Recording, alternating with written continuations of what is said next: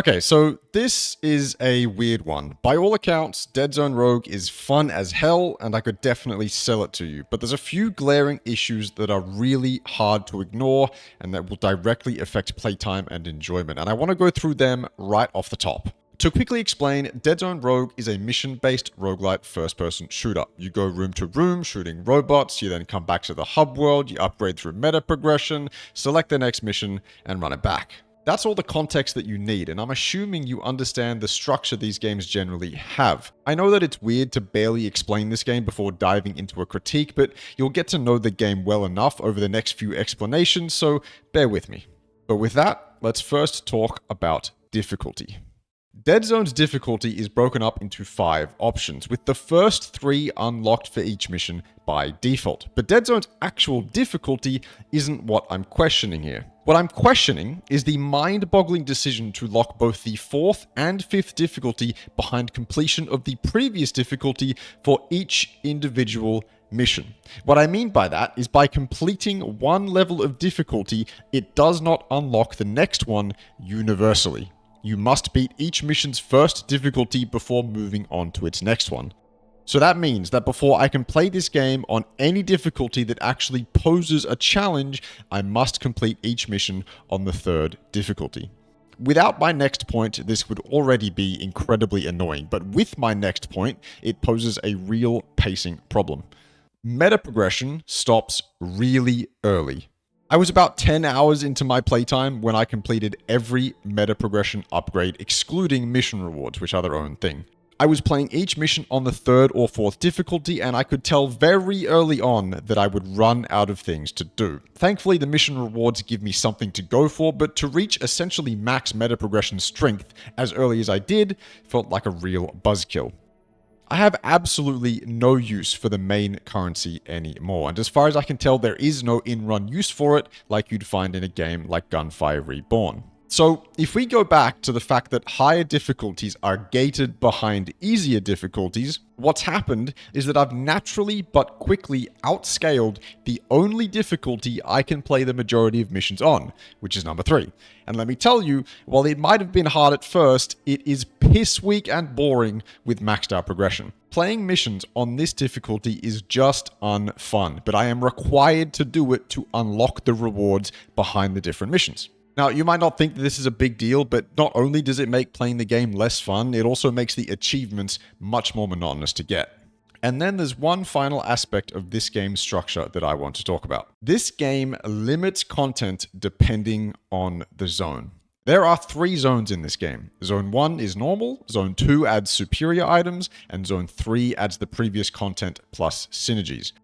But once again, a confusing decision has been made to lock each new addition to the structure to their respective zones. You will not find superior items or synergies in Zone 1, and you won't find synergies in Zone 2. So yet again, we have another layer of fun and complexion removed for no discernible reason other than they couldn't figure out how to balance the experiences.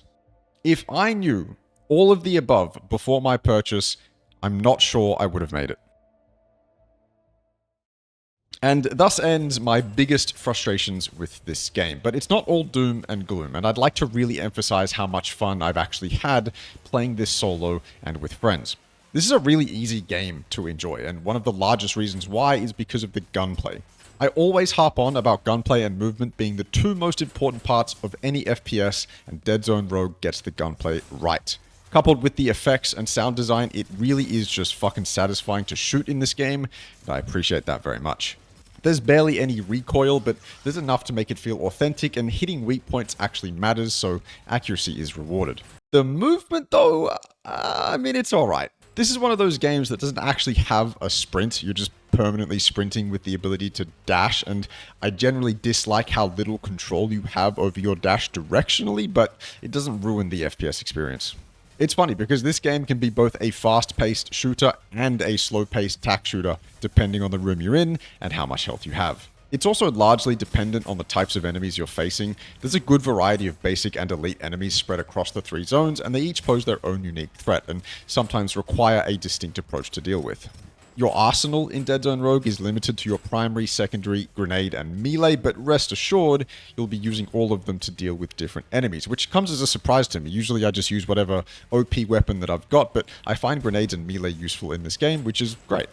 Now, one of this game's biggest strengths is how straightforward both its in-run and meta progression are, but I'm going to stick to talking about the in-run progression. Every single upgrade, augment, item, and weapon you get in-run will have the impact you think it will have.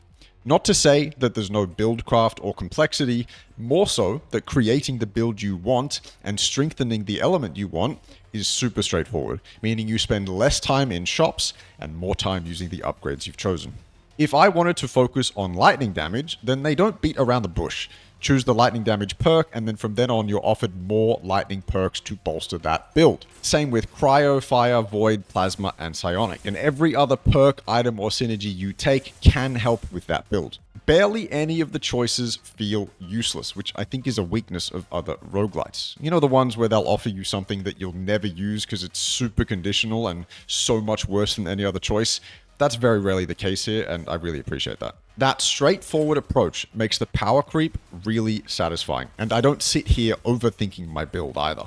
That direct approach to upgrades also extends into the superior items and synergies, which keep the same ethos of making it easy to choose what you want, while still making it an active choice depending on your build.